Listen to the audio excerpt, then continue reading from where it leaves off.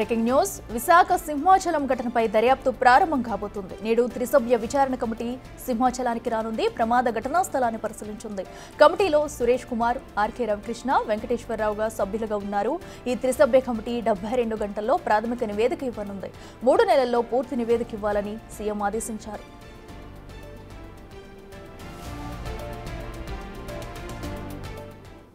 ఇదే అంశానికి సంబంధించి మరింత సమాచారం మా ప్రతినిధి మహేష్ లైవ్ లో అందిస్తారు. మహేష్, చెప్పండి, అటు సింహాచలంలో జరిగిన ఘటనకు సంబంధించి త్రిసభ్య కమిటీ అయితే మరి కాసేపట్లో కూడా అక్కడికి రానున్నట్టు తెలుస్తుంది. మరి ఈ రోజు అటు విచారణ ఎలా ఉండబోతుంది, ఆ డీటెయిల్స్ ఏంటి?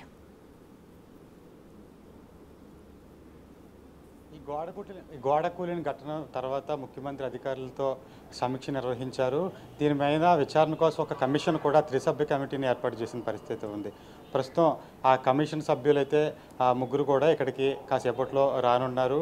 ఈ గోడ కూలిన ఘటన ఏ విధంగా జరిగింది, దీని వెనకాల ఎలాంటి కారణాలు ఉన్నాయి, దాని మీద కూడా విచారణ అయితే జరిగే పరిస్థితి అయితే ప్రధానంగా ఇందులోని పట్టణాభివృద్ధి ప్రధాన కార్యదర్శి సురేష్ కుమార్తో పాటు ఈగల విభాగానికి సంబంధించినటువంటి ఐజీ రవికృష్ణ, అలాగే ఇరిగేషన్ చీఫ్ ఇన్ ఇంజనీరింగ్ సంబంధించినటువంటి అధికారి వెంకటేశ్వరరావు కూడా ప్రధానంగా సభ్యులుగా ఉన్నారు. వీళ్ళందరినీ కూడా సభ్యులుగా నియమిస్తున్నట్లు ప్రభుత్వ ప్రధాన కార్యదర్శి విజయానంద్ అయితే ఉత్తర్వులు జారీ చేసిన పరిస్థితి. మరి కాసేపట్లో ఆ కమిషన్ సభ్యులందరూ కూడా ఇక్కడికి వచ్చి గోడగులకు సంబంధించినటువంటి ఈ ప్రాంతాన్ని, ఇప్పుడు మనం చూస్తున్న ఈ ప్రాంతాన్ని కూడా పరీక్షిస్తారు.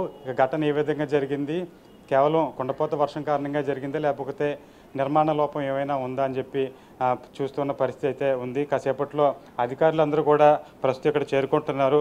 ఒక కమిషన్ సభ్యులే కాదు, ఆలయానికి సంబంధించినటువంటి ఇంజనీరింగ్ అధికారులు వీళ్ళందరూ కూడా ఇక్కడికి వచ్చి పరిస్థితిని అయితే సమీక్షిస్తున్న పరిస్థితి ఉంది. కాసేపట్లో ప్రతిపక్షానికి సంబంధించినటువంటి నాయకులు, ప్రజాప్రతినిధులు అందరూ కూడా, బొత్స సత్యనారాయణ లాంటి వాళ్ళందరూ కూడా, మాజీ మంత్రి గుడివార అమర్నాథ్ అందరూ కూడా ఈ ప్రదేశానికి వచ్చే అవకాశం కూడా కనిపిస్తుంది. అయితే మొత్తానికైతే ఈ కమిషన్ ఏ విధంగా విచారణ చేయబోతుంది అనేది అయితే తెలుస్తుంది. దాదాపు 72 గంటల్లో ప్రాథమికంగా విచారణ చేపట్టి ప్రాథమిక సమాచారం అయితే ప్రభుత్వానికి అందించాలి. అందులో మొత్తం సివిల్ కోర్టుకి ఏవైతే అధికారాలు ఉంటాయి కమిషన్ సభ్యులు కూడా అలాంటి అధికారాలే ప్రభుత్వం కల్పించింది. ఎవరినైనా విచారణకు పిలవచ్చు, విచారణ చేసిన తర్వాత ఎవరికైనా సమన్లు కూడా జారీ చేసే అధికారాలు కూడా వీటన్నిటికి కూడా ఉన్నాయి.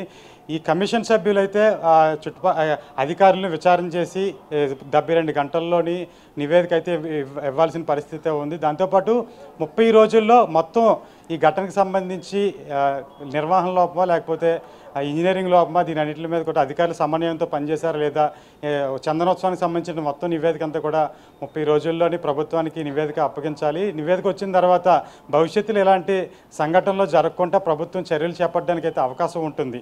అయితే ప్రస్తుతం ఈ ఘటనకు సంబంధించి ప్రధానంగా నిర్వహణ లోపమే కనిపిస్తుంది, ఇంజనీరింగ్ లోపం కనిపిస్తుంది. మనం చూడొచ్చు ఇవన్నీ కూడా పడిపోయిన పరిస్థితి కనిపిస్తుంది. వర్షం వచ్చిన తర్వాత గోడ కూలిపోయిన తర్వాత 12 అడుగుల మేర ఈ గోడ కూలిపోయిన తర్వాత దాదాపు 7 మంది భక్తులు చనిపోయిన పరిస్థితి ఉంది. ప్రభుత్వం ఇప్పటికే వారందరికీ కూడా, మృతులందరికీ కూడా ఒక్కొక్కరికి 25 లక్షల రూపాయలు ఎక్స్గ్రేషియా ప్రకటించింది. గాయపడిన వారికి 3 లక్షల రూపాయలు ప్రకటించిన ప్రభుత్వం.